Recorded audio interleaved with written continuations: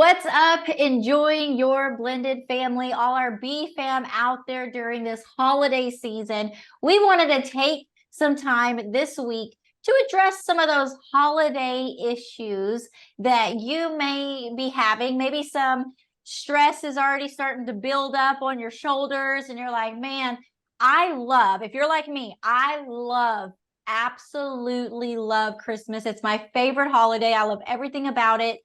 And I get really sad and frustrated when December goes like this, and I forgot to actually enjoy the time that I had in December with my family. I forgot to enjoy the Christmas season and what it's all about because we were running ourselves ragged, trying to do all the things, visit all the people, and make sure everybody is happy. I know you probably don't deal with that as a mom, but that was one of my major issues. And a few years ago, I started doing things a little bit different. And I have a couple of special guests on today, and we're going to talk about some of those things, especially from that step parent, that stepmom perspective, but how we can put up some boundaries and how we can be intentional during the holiday season and alleviate some of that stress that comes along with the holidays. So we're going to talk with Brittney from Blending Bravely and Ginger from the Family Core right after this. When we first became a step family, just like you, we didn't quite know what we were getting into. Scarlett and Randall Tandy here from Enjoying Your Blended Family, and we have been a blended family for over 15 years. And not only did we have to figure out how to handle the day-to-day struggles that come with being in a step family, about 7 years in, our biggest fear happened and each of our kids went to go live with their other parent. We went through seasons of zero connection with each one of our kids, and we had to get really creative on ways to reestablish and reconnect those relationships. And through prayer and becoming very intentional, God restored our family in true God-like fashion and made it better than we could have ever imagined or hoped for. So God has called us to help other families do the same thing, to make those connections. So if you're looking for stronger relationships, deeper connections, and more communication, then we believe it truly starts with being intentional and creating these fun opportunities in our family. Click the link so that you can get quick access to the process that we use to help you find common interests in your family so that you can be more intentional on spending time with your kids, your spouse, and your family as a whole. We believe you can take the step out of step family and create a blended family that you truly enjoy. You can find our podcast on Enjoying Your Blended Family on YouTube or anywhere that you listen to podcasts. And while you're sitting there, go ahead and follow us on social media. So when you have more fun, you'll see less problems.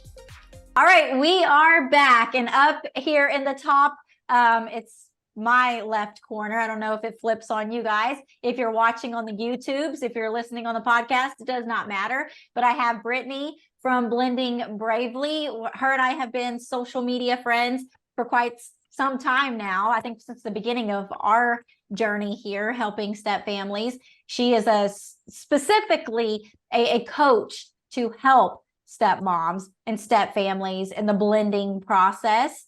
And she has a lot of very popular TikToks if you follow her in the social media world there. So go find her on there. But she's here to share some of her insight today. And then down in the bottom, I have Ginger from the Family Core. And Ginger, y'all probably have heard several times on the podcast. We've had Brittney on once, but Ginger, you probably have heard her several times on here because she joined us for the Blended and Redeemed book club. She is the co-owner, CEO of the Family Core app to help you get your family organized and alleviate the stress on a regular basis. And so they have some really good insight on what's all things holiday related. But for some of you that have not heard from them before, Brittney, can you give us just a quick synopsis, dynamics of your family and what you do to help step families? Yes, really quick. I was divorced, single mom when I met my husband. He was a single dad. We got married and then had 2 more together. So we have a yours, mine, and ours family. What I do to help moms and blended families is we kind of go through 3 main steps, but we strengthen ourselves. That's where it has to start, because if I'm not good, I have nothing else to give anyone else. And then we focus on strengthening our partnership. How can we get on the same page? And then last, we focus on helping the whole family unit build connection and grow together as a family. So that's kind of my framework. Love it. And before we go on to Ginger, could I ask you, what is a typical holiday custody arrangement, if y'all stick to a custody arrangement, or if y'all kind of do your own thing? How often do you have your kids, and how does that transition during the holidays? Yeah, good question. So my kids are still young. They're still at home. They range from 15 years old down to 4 years old. Right now, we do have like a custody schedule. Every other year, we have all the kids on Christmas. So what that looks like for us is every other year, we change the day of Christmas. Oh. We write a letter to Santa and we say, Santa, this year we don't have everyone on Christmas Day. Can you come on this day instead? And Santa's always very accommodating for us. And so that was actually a huge aha moment for me when we could move the actual Christmas date. It didn't really matter. It's just we wanted to be together. We wanted to have that experience. So we have Christmas every year. It just depends on what day we're doing it. It's genius. I absolutely love that. And I'm glad that I asked, because that might be a huge aha moment for you. And I think you did it in a good way. I might share a story in a bit of it was a little bit torturous when we attempted it one year like that, but you made it fun and it made sense the way that you handled that. Now, Ginger, can you go ahead? And I know you have grown kids as well, so it looks a little different from your perspective, but maybe even talk about what that looked like afterwards. But first, introduce yourself, what you do, how you help step families, and then what that arrangement looks like for you guys. Sure. Thank you so much, Scarlett. And I love your ideas, Brittney. So just like Brittney, we have a his, hers, and ours. I was a single mom. My husband was a single dad. We met and we brought in a 12-year-old, a 7-year-old, and a 4-year-old between the two of us. So those 3 children blended. Then we had 2 more of our own. So our age range is from 26 to 5, soon to be 6. And so co-parenting over 26 years has been kind of our strong point, that God has led us in the direction to be able to help other families. We're extremely organized individuals. And so those years of co-parenting brought us to the ability to create an app so that parents between not only their nuclear blended or their nuclear family, but their blended family and beyond could stay organized and alleviate stress between households for the children, or if you just have a busy nuclear family in your own home. So we've been co-parenting and doing holidays and exchanges for a very long time. We've actually aged out of it because my middle daughter just turned 18 in March. And so we don't really have the back and forth, but you still, again, carry those type of custody arrangements even into adulthood because they still have both parents on both sides. So. Okay. So y'all do like just a rotation as far as y'all's Christmas? We actually had set a parameter early on in our oldest boy's life that Christmas Eve was with his biological father and his stepmom, and Christmas Day was with myself and my husband. And so because there were no children on the other side, it worked out brilliantly, even as we blended and grew, because that way everybody could be home Christmas morning and there was no change. And even when he was in the military, he made every effort to be home on Christmas morning. And if I'm given correctly, I think we've only had one Christmas where we all weren't together as a family. So that is a Christmas morning thing. But again, that aha moment for Brittney, completely brilliant. Santa is always accommodating, and it really kind of shows the family that there is a bond and an importance, that you're not forgetting the validity of the holiday and the value of having a family together, no matter what the calendar date says, just having it together. Yeah, I love that. And I have a similar situation for us, and it has its perks and its drawbacks, but we'll talk about that in just a second.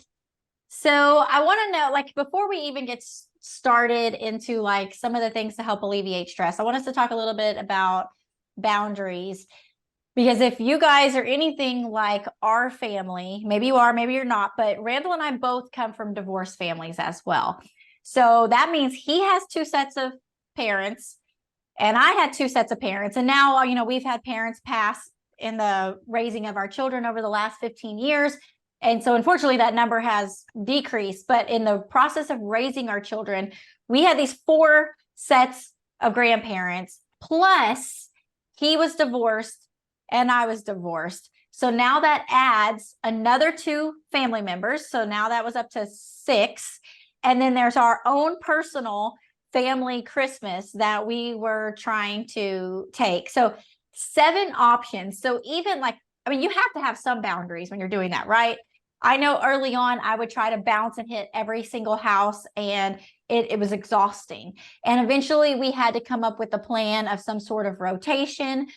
But even that, with the rotation, that meant somebody probably wouldn't get seen on Christmas Day for 6 years until it came back around. I mean, kids are only young for so long, right? So even if you came up with like this schedule and routine, it really wasn't feasible for us just to rotate like that. So we had to come up with some really good game plans on how everybody could feel like they got a piece of us, and that we could also have that experience and allow our parents, our kids' grandparents, to be able to experience some of the holidays as well. So let's start with you, Brittney. What are some things that you do that your family has decided when it comes to boundaries in visiting all of the homes? Well, I'm just sitting here laughing.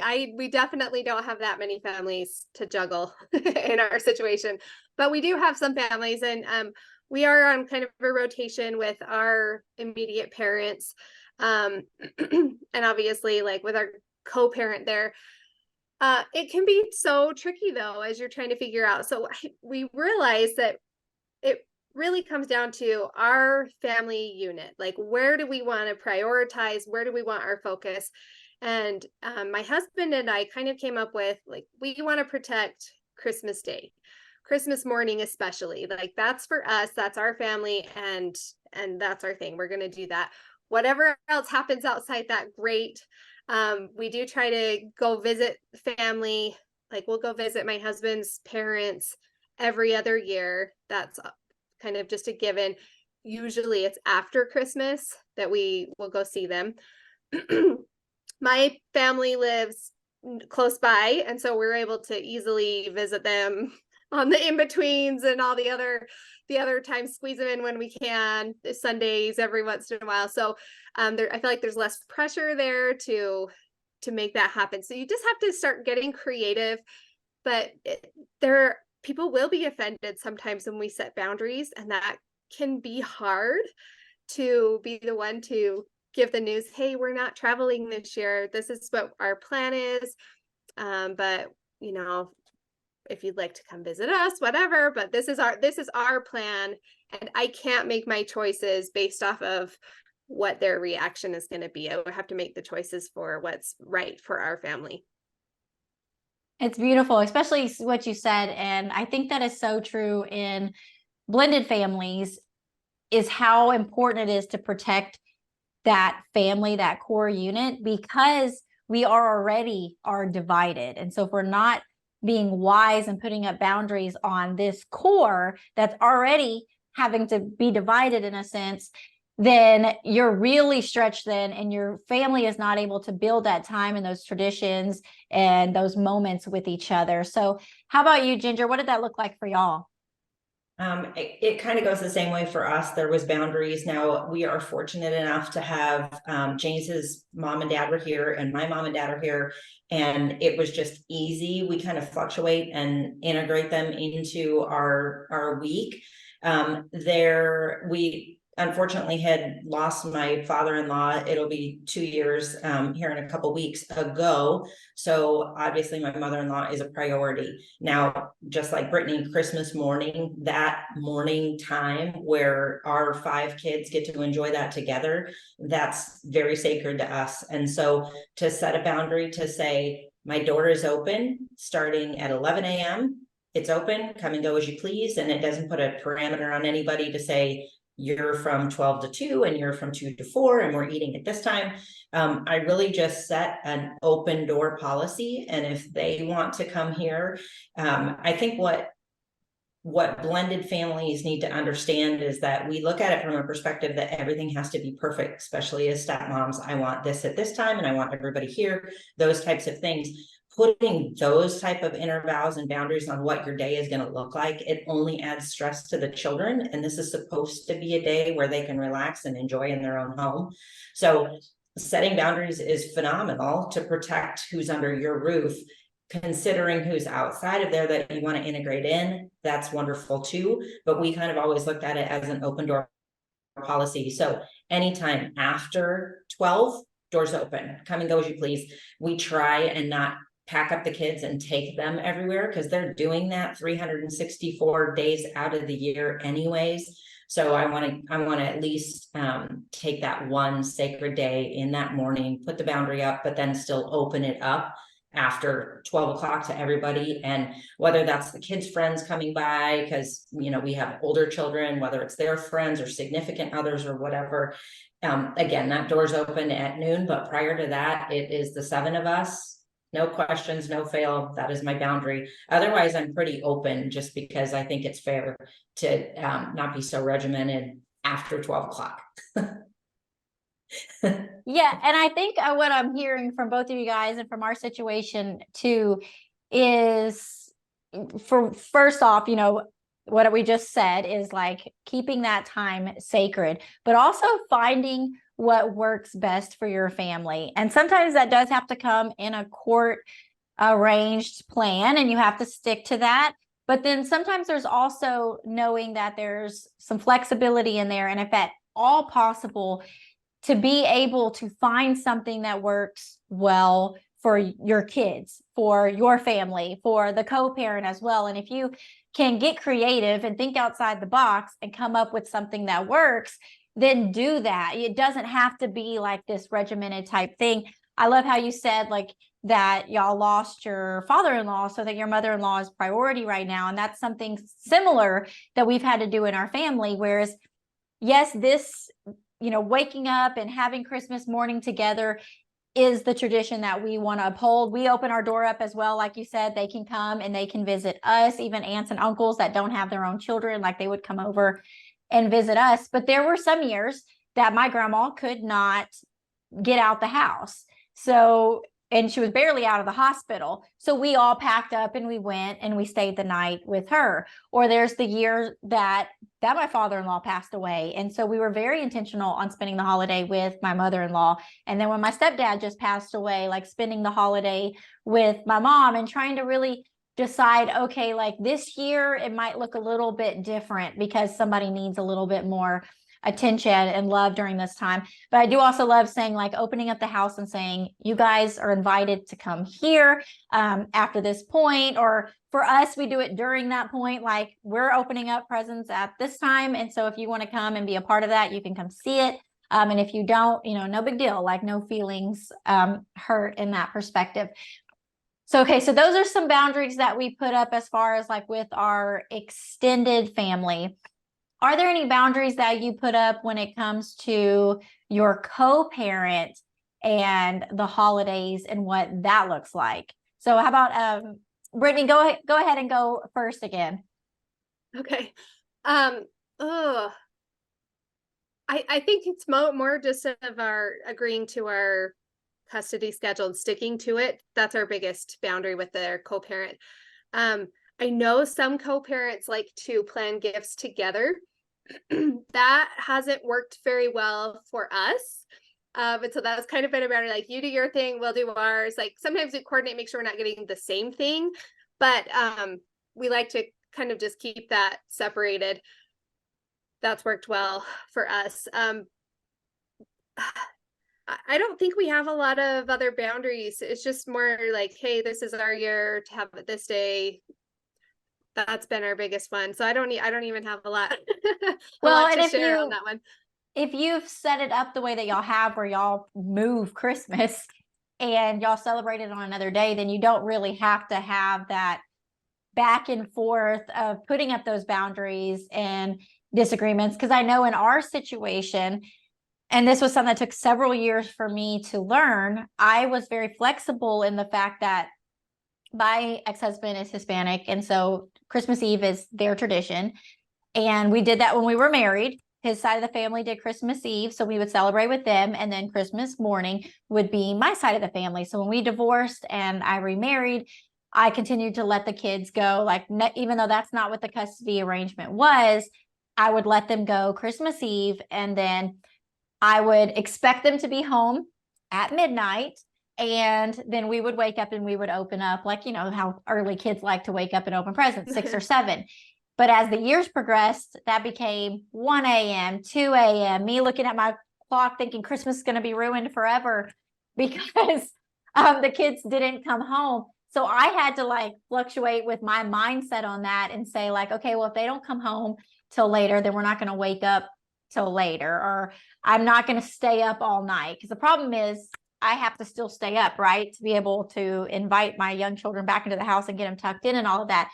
But I had to decide to either stop doing that altogether or just be flexible with that in the sense and know that they will come home eventually. It just might not be when I want, or I have the option of going and picking them up. But I usually didn't want to be out during that hour. So I did some things to just kind of change my mindset on that. But I want to hear from you, Ginger. Did you have to, especially during those hard raising the kids court custody battle years, because y'all may not know this, but Ginger's family went through like 8 years of custody battle. So that's like 8 years of Christmas having to deal with this situation that's happening, but also trying to bring in the joy during that time. So what did that look like for you guys? Well, I'll throw you for another loop. So I parallel parented with our oldest. So parallel parenting is you do what you do at your house, I do what I do at my house. Like Brittney, sometimes we would cross gifts just because it was like, hey, I'm buying him a little 50cc motorcycle. It would be nice if you could buy the chest protector and the helmet and the boots, because I know that, you know, I would put that that definite, he needs to have a helmet, he needs to have like all those things. So if I'm buying this, why don't you buy this? And the gifts kind of went together. That was totally fine. On the other hand, and again, we had the Christmas Eve, Christmas Day type of thing. And we tried to be flexible with that. So when he was done with his celebrations, always at his mom and dad's house, once that was over, whatever time that was, he would just say, hey, I'm on my way, drop him off. That way he could wake up here Christmas morning. Now, on the other hand, when we started our custody battle, when my daughters were 4 and 7, their biological mom was Jewish. So not only did we have to address and celebrate and be considerate around Hanukkah and those 8 days, we also had Christmas and our holiday, of which we wanted to uphold as well. So teaching our children that the value of Hanukkah and those 8 days were just as important, along with trying to celebrate our one day.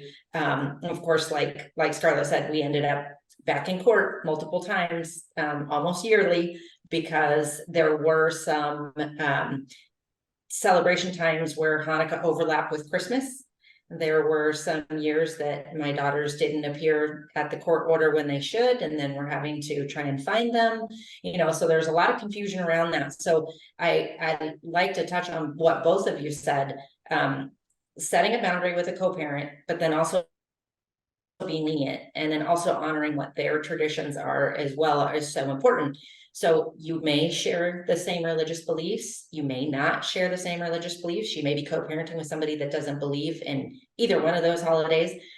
So again, like Scarlett had explained, in your mind, you really have to change your mindset, because like what Brittney said, it doesn't have to be on that particular day. So whatever you choose to do in your court order or however you're celebrating those holidays, you really have to gear your mindset to, if it doesn't work out exactly as I see in my head, to not damage the holiday altogether or the tradition for your children, because they don't see what's going on in the background. So it's kind of like that Penguins movie, right? You just have to smile and wave. You're going to get through the holiday, and you have to make the best of your time that you have when you have them, and kind of shuffle all of that court battle, custody battle, day on the calendar shift because it's maybe not what you foresaw that holiday to look like, but you just have to kind of shift gears and kind of put yourself in check for your mindset of how and when you're going to handle those exchanges and the actual celebration of what we all don't want to miss, the purpose of that holiday.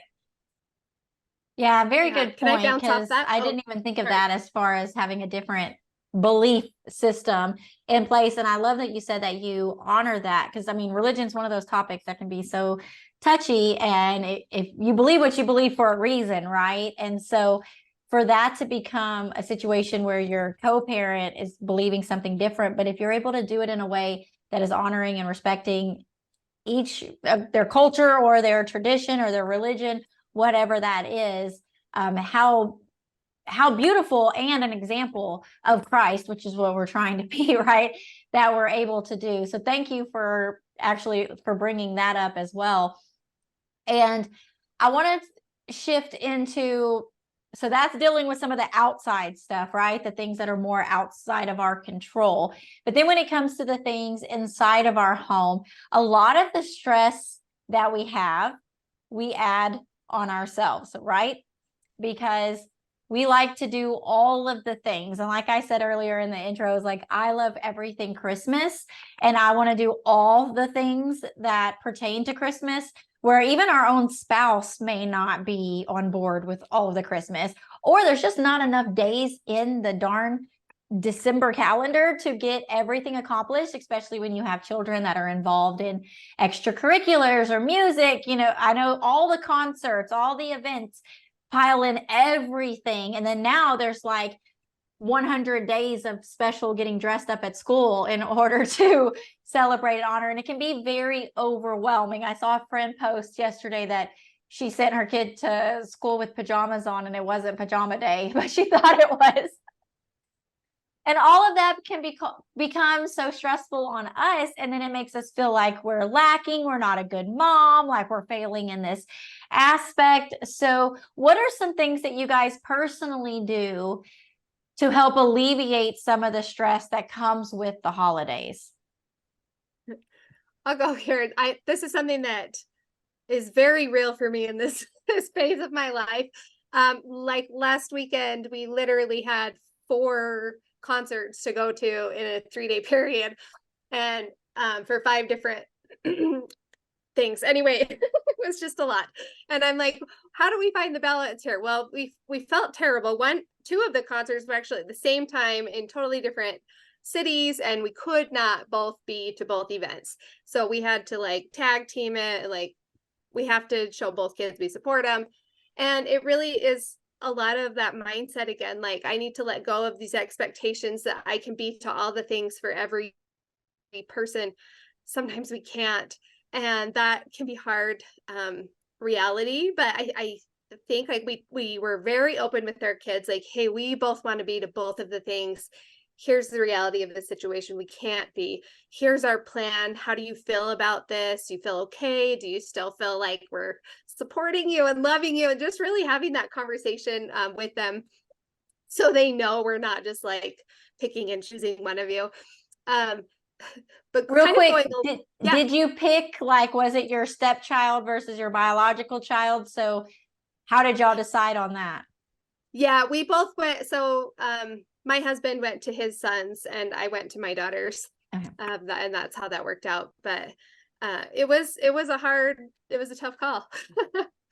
But I was going to say, going kind of along with that is, at least for me, since I've been a stepmom, I've had to really allow myself to let go of these ideas that I have in my mind that everybody has to do this tradition together, and everybody has to do this thing. So sometimes some of my favorite traditions, we're not all there, but we do it with who is there. And that was really hard for me at the beginning, to like say, we're going to be decorating cookies and these kids aren't going to be there. Because when you start adding like our children, sometimes they get the short end of the stick if they're like, oh, we can't do that because so-and-so is not here, right? We have to wait till we're all together. And if that's how it's working, like, we're never going to do any fun things with these kids.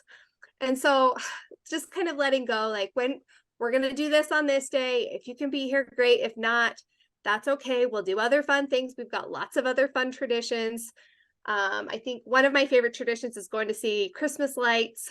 And they have like a little drive-through in your car thing, and that's one of my favorites. My stepson I think he's gone once or maybe twice with us, and that makes me sad, but also, like, we can't sit around and just wait all the time. We have other traditions that are bigger priorities. Christmas morning is way bigger priority to me, so I have to like decide, like, does this actually matter?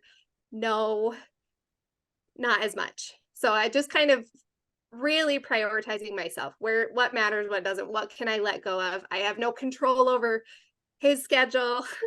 So what can we do here? It's just that shift.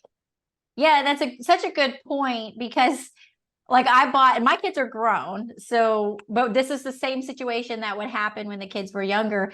I just yesterday took all the pumpkins that I had bought for us to do a pumpkin carving night, but I kept waiting until everybody was going to be available and home on the same night for us to be able to carve the pumpkin. And they've been sitting out in the front, and it's Christmas time, so I'm like, let me wheel those in the back. I'm hoping to make a pumpkin patch and they'll just naturally grow pumpkins from it. But I just took them back there. All these, I went and spent the extra money to go get everybody their own pumpkin. And then we never even carved because we couldn't get our schedules together. And so such a good point in that. And Ginger, do you have anything to add along with that? I do. And again, we're in the raising of our children, and then the separation of holidays and custody, and then adding in your own. I really, well, I'll tell you a story, because my husband and I like clutched one year. So the first year, our oldest went into the military, and he was in an academic program at that time. So we were blessed that the military has a stand down for academics. So he was able to come home. So Thanksgiving, we got a couple days. Christmas, we got a couple days. And he always made sure, even if it was a surprise, he would walk through the door so we'd have Christmas morning. That was great. Well, 1 year rolled around, and just before October, before the big string of holidays started, he got deployed. So here you are worrying about your oldest child on a nuclear sub in the middle of the middle of the ocean. And so we got a little panicked. So my husband was like, he'd come home and be like, why are they crying? Why are, well, because it's Halloween and they can't talk to their brother. And our three oldest children that blended better than we ever could have imagined. And now they're all adults and they're thick as thieves. And that's wonderful. And I'm so thankful for that. But as that time came, and then we added two younger ones, this was going to be the first Christmas they weren't going to be together. So my husband's like, what do? We can't do all the same traditions. We can't do, it was going to be a crisis. So we booked a cruise. We were going to surprise the kids with the cruise, and it would totally, detract what was the attention that we thought was gonna be on it. So, you spend all this money thinking that this was our expectations and it was going to be better, and it didn't help. Christmas morning came, there were still tears, there were still, all of those things, probably mainly by me. But again, if you don't switch your mindset to, there was nothing I could do. He was deployed in the middle of nowhere, and nothing was going to change. We still needed to do Christmas cookies. We still needed to go see the lights. We still needed to do all those things. And you would think by getting through Halloween and Thanksgiving, like my mindset would have already changed, but I admit it, my husband and I did not do well with that one. Probably spent more money on something. We went on a cruise ship that had pools and slides and all that. It was January. Nobody got in a bathing suit. I would say a disaster, but the kids had so much fun. But again, we just didn't have the capability at that time, for the amount of time that we had been together, with blending the older kids and adding the other ones, that it was a clutch moment. We just didn't even know what to do. And so we tried, what we thought was to go above and beyond to distract, didn't work. And so again, if we just would have changed our mindset early on and prepared ourselves in advance, and then started preparing the other children that, hey, since your brother's not here, those traditions aren't going to stop. We're going to continue to do those things, and get us all in the mindset. that was probably one of our, we didn't handle it so well moments. But again, now we've started to shift. And again, we put the invitation out. We're decorating cookies on this day. Here's the open invite. My adult children, if you can join us, great. If you can't, it is what it is. We're still going to do those things. And so again, you can't detract from the quote unquote biological children of your new blended family because the others can't be involved. They're adults, and I think that the perspective is you need to instill those traditions so that when you are adulting older children, like Scarlett, we see it all the time with you, especially with the grandbaby now, they're coming back to do those traditions because you've set those in place, and that is good family harmony. So again, you can do everything you can do and put the invitation out there, and it's all, the cards are going to fall where they're going to fall, but you're still setting those traditions for your family.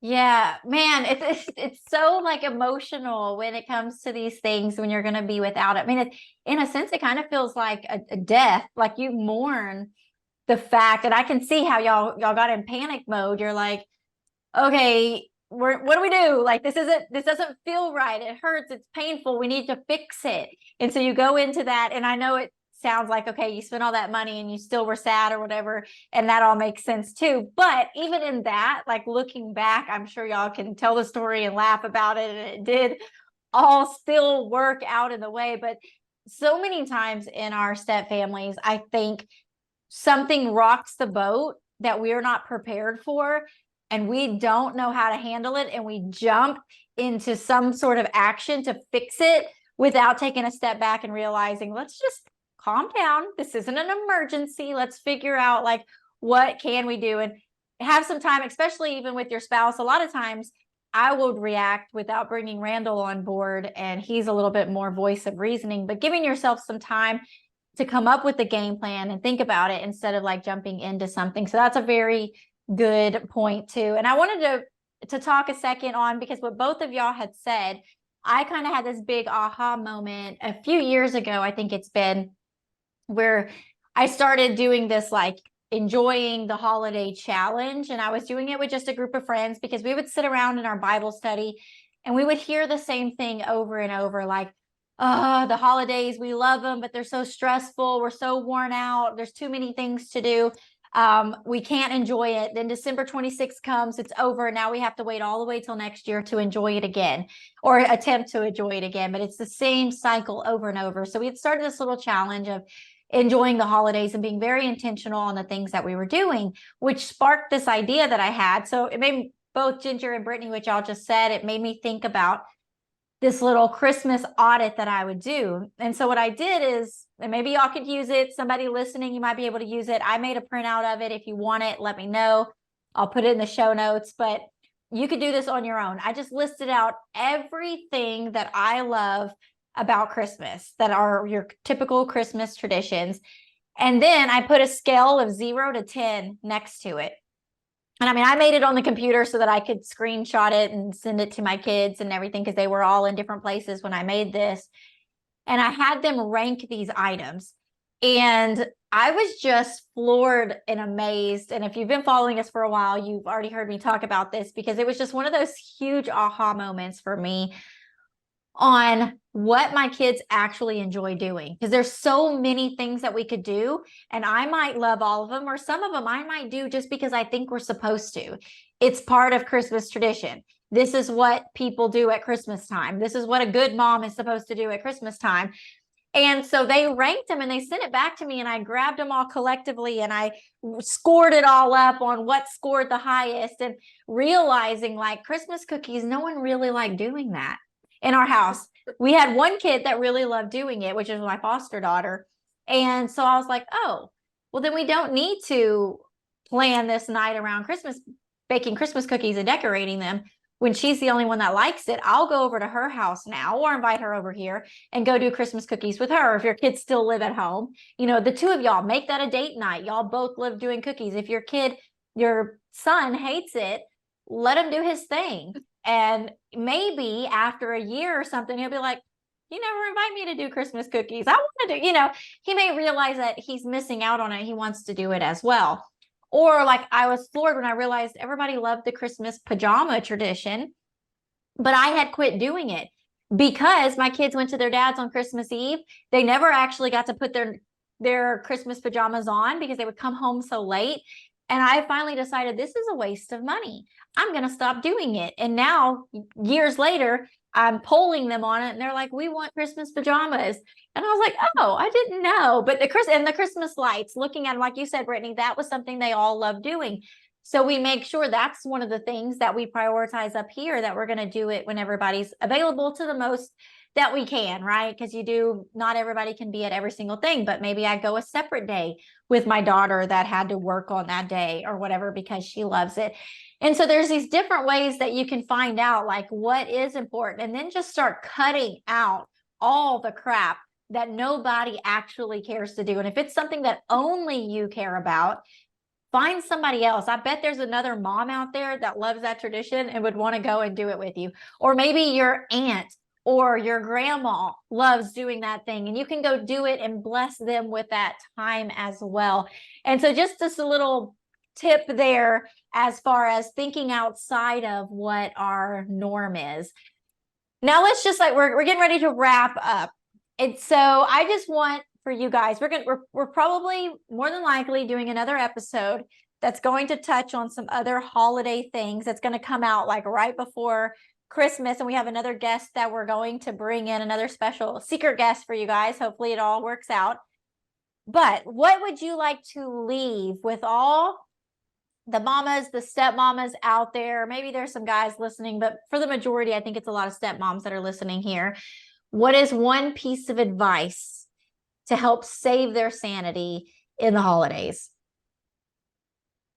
I think that one of the biggest gifts you can give yourself is being more in the moment. And I know that is you hear it all the time, and it's really easy to say and way harder to apply and do.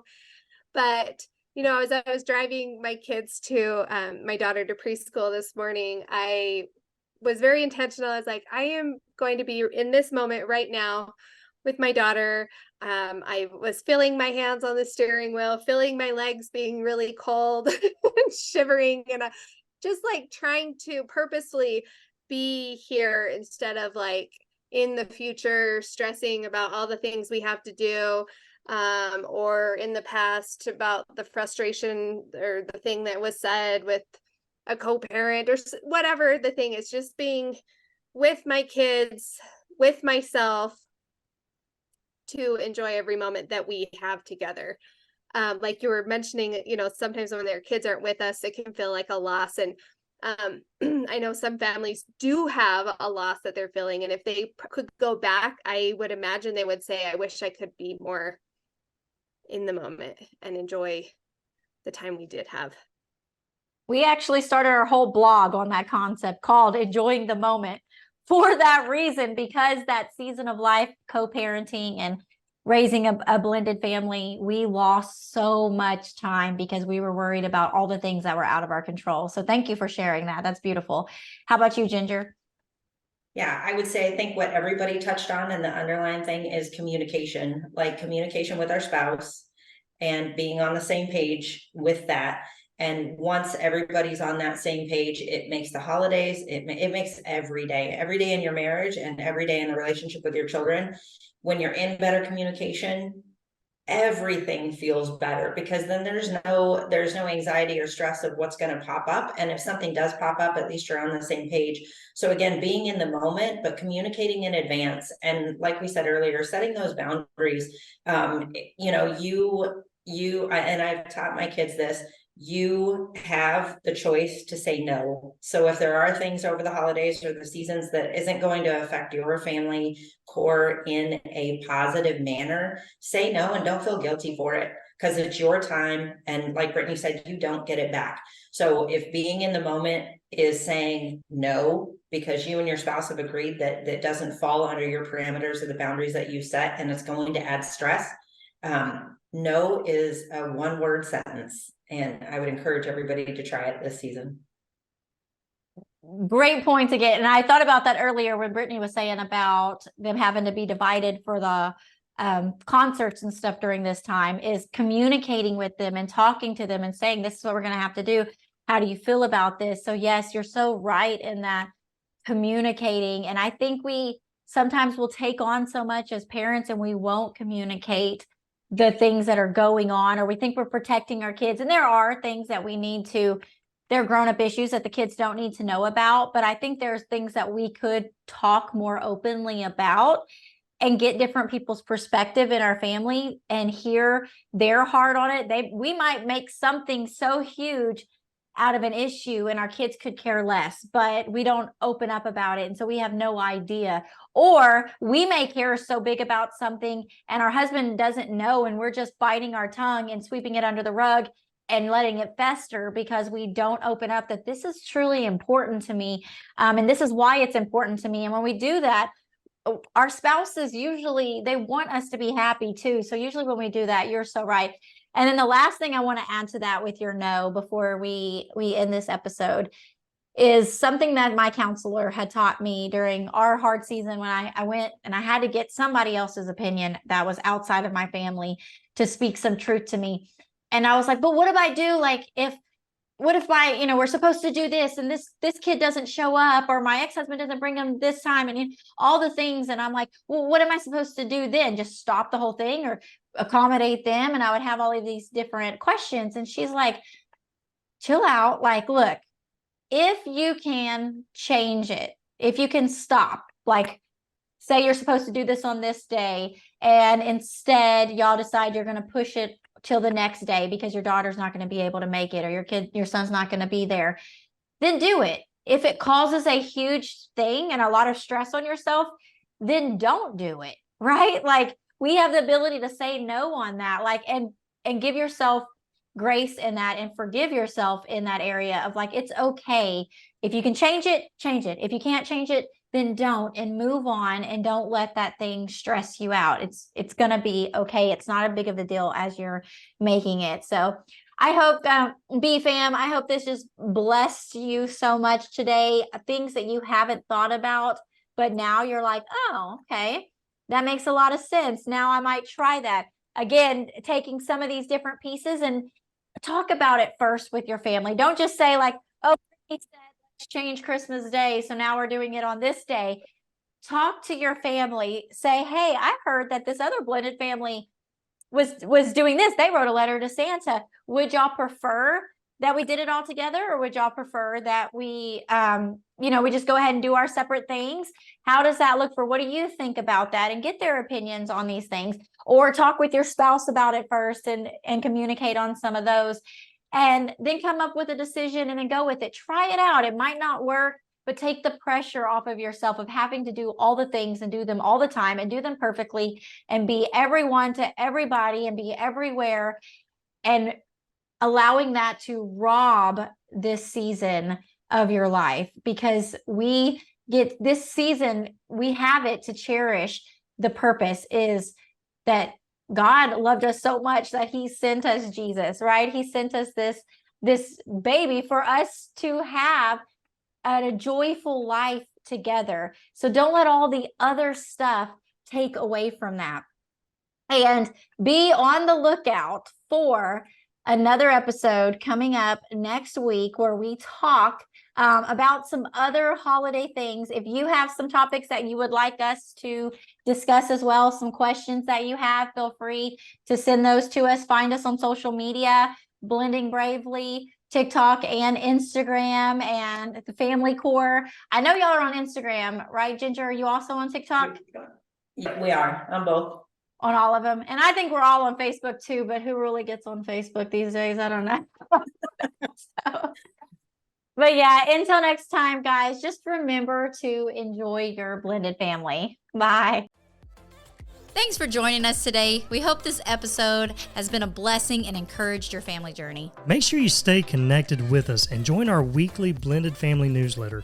We send an email out every Friday morning full of support and encouragement. And when you join, we also want to give you a free gift. So go get yours today. The link is in the show notes below. Have an amazing day. Remember to enjoy the journey with your blended family, and we'll see you on the next episode.